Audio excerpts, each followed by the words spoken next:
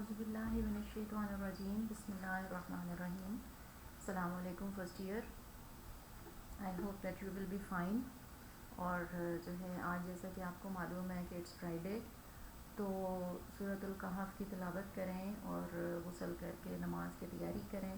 उसके अलावा ये है कि दुआओं का अहतमाम करें।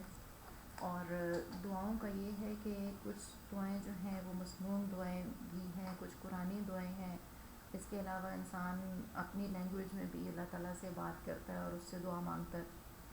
तो ये सब करना चाहिए। कुरान पाक की जो दुआएं हैं वो भी पढ़ें और जो मसनून दुआएं हैं उनका भी एहतमाम करें। और इसके अलावा जो है वो ख़ुद अपनी ज़ुबान में भी अल्लाह ताला से दुआ, इल्तिजा और फ़रियाद करें। मसनून दुआओं का और कुरानी दुआओं का जो फजीलत है वो ये है कि आपके देखें फॉर एग्ज़ाम्पल कि आप कोई मैसेज या कोई चीज़ कहीं भिजवाना चाहते हैं और आप एक ऐसे शख्स के हाथ भिजवाते हैं जिसको कि उस जगह का अच्छी तरह से मालूम है, वो कोई घर है, वो कोई शख्स है, तो वो बड़ी आसानी के साथ वहीं पे पहुंचेगा और आपके मैसेज के गुमने का या गलत जगह पहुंचने का या देर से पहुंचने का चांस नहीं होगा।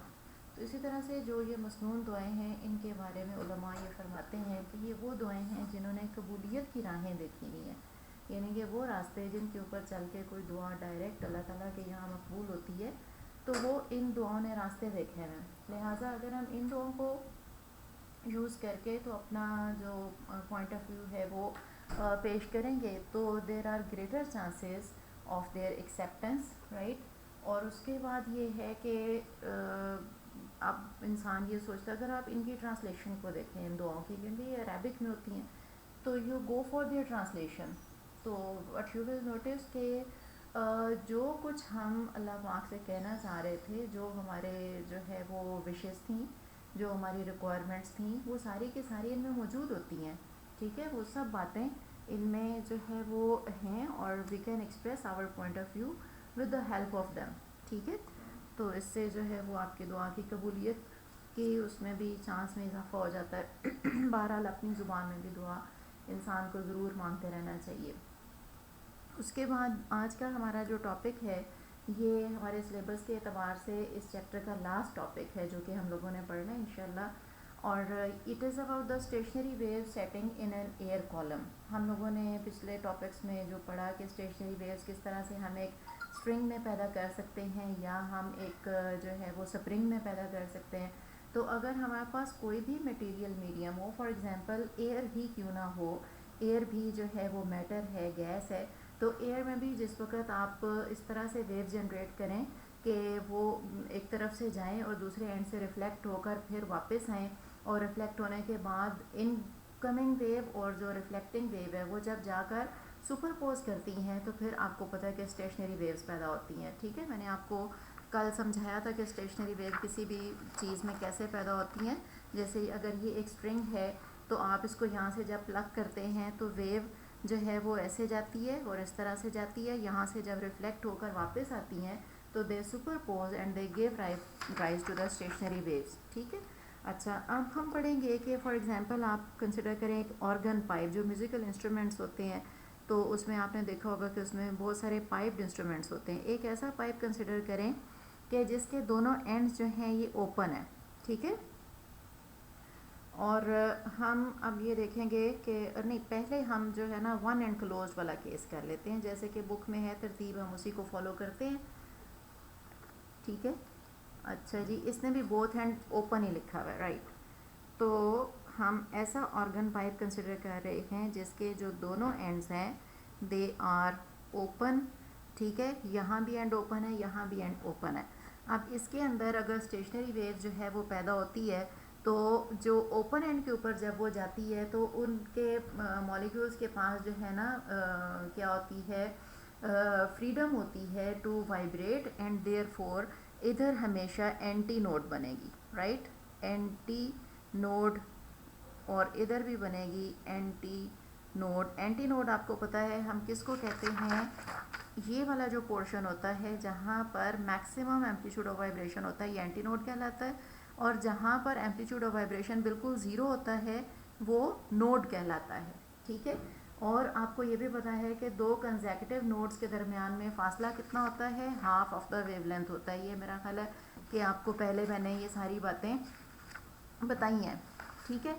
अगर नहीं बताई तो अभी हम दोबारा इनको मैं आपको नोट डाउन करवा देती हूँ। तो दोनों एंड्स के ऊपर एंटी नोड बनेगा और जो सेंट्रल पॉइंट होगा वहाँ पर बनेगा नोड, ठीक है। तो ये इसका फर्स्ट मोड ऑफ ऑसिलेशन होगा। जो इसका फर्स्ट मोड ऑफ ऑसिलेशन होगा उसमें हम क्या क्या देखेंगे, उसमें ये होगा कि आपके पास जो है anti nodes at both open ends और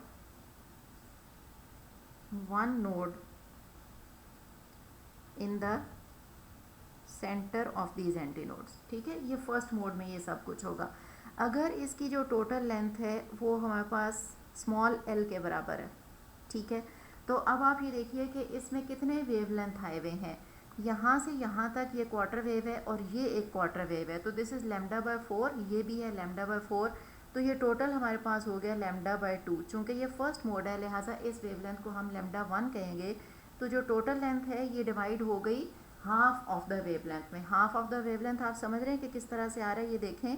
ये हमारे पास इसमें जो कन्फिग्रेशन बनी है वो इस तरह से बनी है ना, ठीक है, कि ये और बस यहाँ तक और ये, राइट। अब ये वाली जो है ये क्वार्टर ऑफ द वेव है, ठीक है। ये है लैम्डा बाय 4 और ये भी है लैम्डा बाय 4। किस तरह से, ये एंटी नोड है, ये नोड है और ये एंटी नोड है। एंटी नोड और नोड तक का जो फासला होता है वो लैम्डा बाय 4 होता है। इसी तरह से ये भी नोड और एंटी नोड के दरमियान का फासला ये भी लैम्डा बाय 4 होगा। तो टोटल फासला जो है वो हो जाएगा आपके पास लैम्डा बाय 2, ठीक है। यहाँ पर मैं आपको लिख के दे रही हूँ कि नोड किसको कहते हैं हम, point in stationary wave where amplitude of vibration is equal to 0, ठीक है। फिर आप लिखेंगे कि एंटी नोड क्या होती है, इसको आप लिखेंगे point in the stationary wave या पोजीशंस भी कह सकते हैं, where amplitude of vibration is maximum, ठीक है। फिर आप लिखेंगे distance between two consecutive nodes कितना होता है, लैम्डा बाय 2, ठीक है। और इधर दोबारा मैं लिख देती हूँ, जगह तंग हो गई। लिखें जी, डिस्टेंस बिटवीन टू कंसेक्यूटिव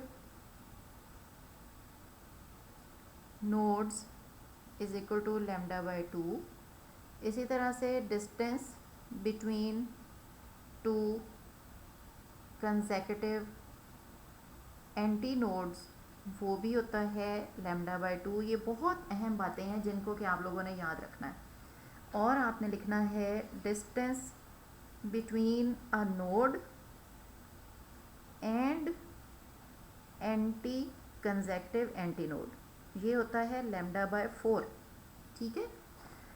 अच्छा जी, अब हमारे पास फर्स्ट मोड की सिचुएशन ये आ गई कि टोटल लेंथ जो है this is equal to lambda 1 by 2। इसका मतलब ये हुआ कि फर्स्ट मोड का वेवलेंथ हो गया 2L। Now we will see first mode की फ्रीक्वेंसी क्या होगी, ठीक है। तो therefore wavelength of first mode is equal to lambda 1 is equal to 2L. Frequency of first mode उसको हम कहेंगे F1 and that will be equal to V by lambda 1 और ये हो जाएगी V by 2L, ठीक है। उसके बाद हम देखते हैं इसका सेकेंड मोड। सेकेंड मोड में जो हमारा पाइप होगा दोनों एंड्स ओपन हैं और दोनों एंड्स के ऊपर एंटी नोड ही बननी है लाजिमन।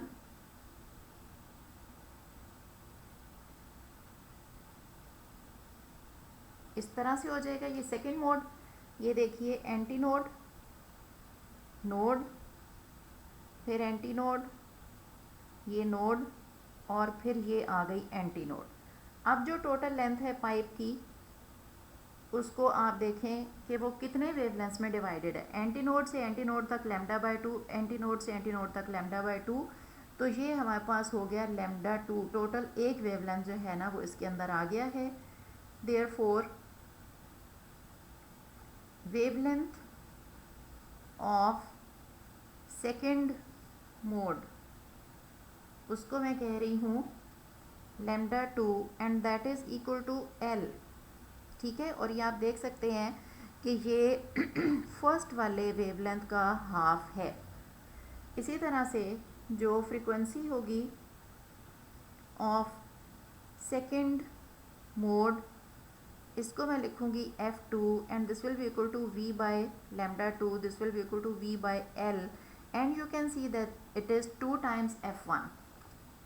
Now we discuss the third mode.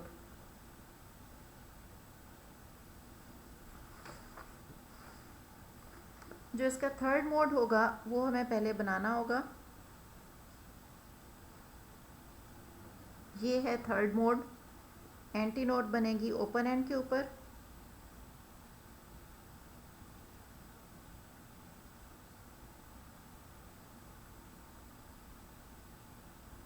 और क्लोज एंड के ऊपर node.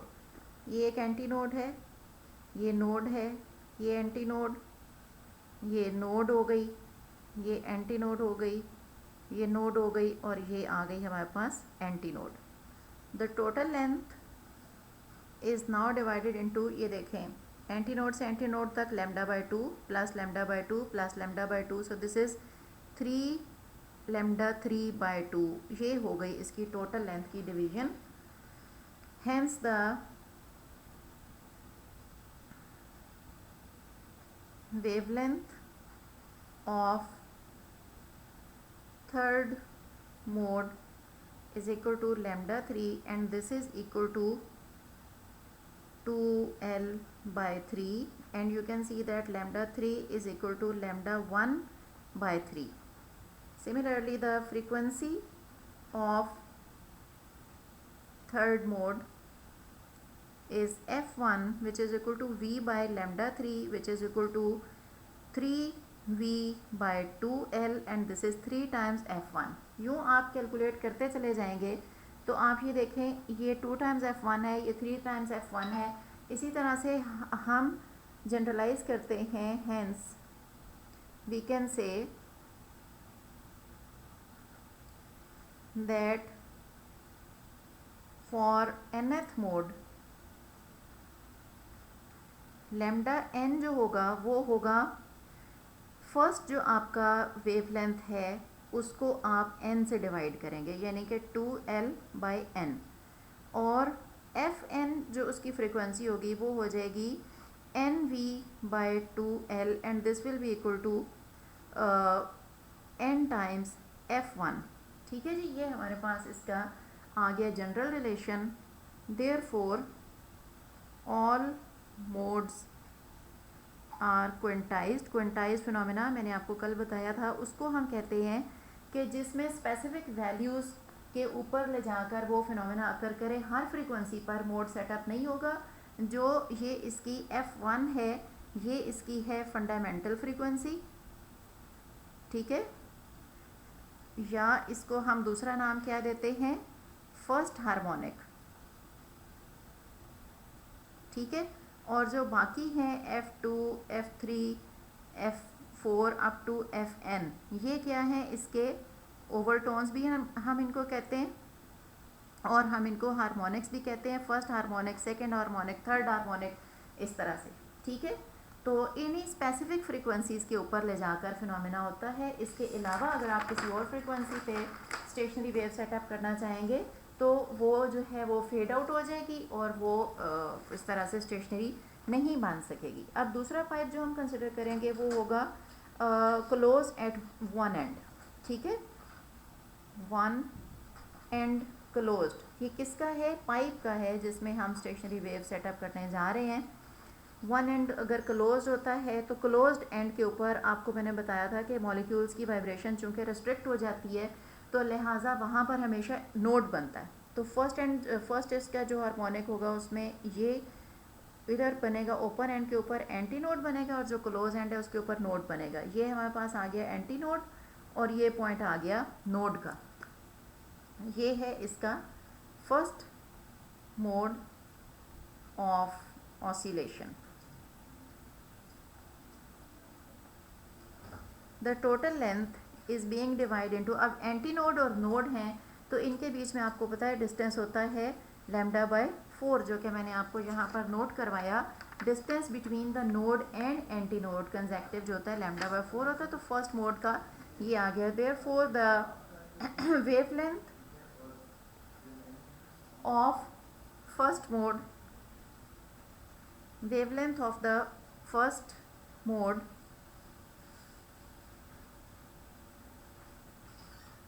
wavelength of the first mode को मैं लिखूंगी lambda 1 and that is equal to 4 times L, ठीक है। ये वैल्यू निकली, ये देखें lambda 1 is 4 times L.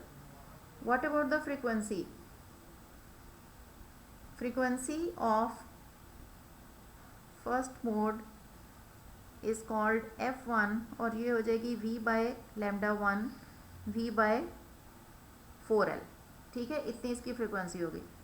Now consider the second mode of oscillation.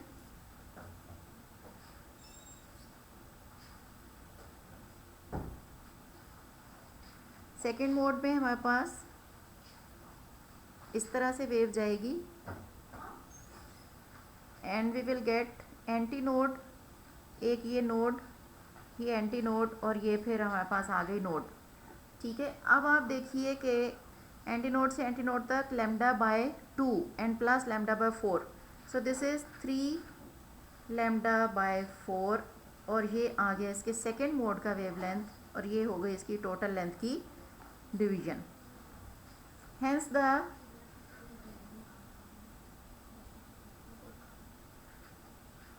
wavelength of second mode lambda 2 is equal to 3L by 4 and you can see that this is 3 times the first mode wavelength. इसको अगर आप 3 इसके साथ multiply कर दें first wavelength के साथ तो सेकेंड का वेवलेंथ आ जाता है। And now the frequency of second mode F3 is equal to 3 उसी तरह से आप करेंगे ना V बाय लैम्डा 2, ये हो जाएगी आपके पास 3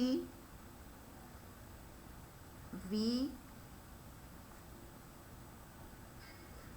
sorry this is 4L by 3। Actually यहाँ पे मिस्टेक हुई है, इसको हमें लिखना चाहिए 4L बाय 3। जब वो डिवाइड होगा तो वो उलट जाएगा ना, ठीक है। हेयर शुड बी, ये आ जाएगा लैम्डा 1 का 1/3, वेवलेंथ छोटा होता जाएगा और जो फ्रीक्वेंसी है वो बढ़ती जाएगी, ठीक है। तो ये हो जाएगी 3V by 4L and this is 3 times F1। उसके बाद आप लिखिए इसका थर्ड मोड।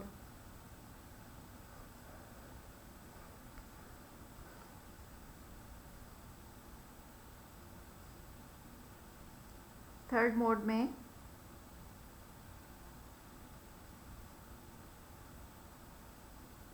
ये सेटअप होगा, ये एंटी नोड है, ये नोड है, anti node and node, anti node and at the last again node, ठीक है।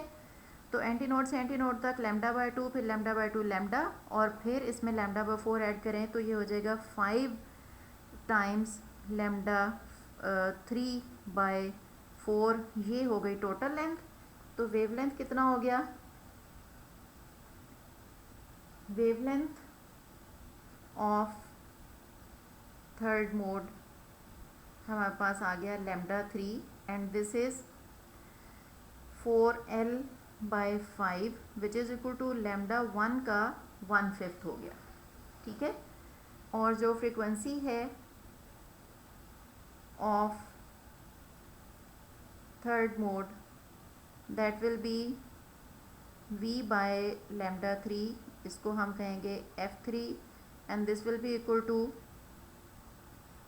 5v/4l which is equal to 5 times f1, ठीक है।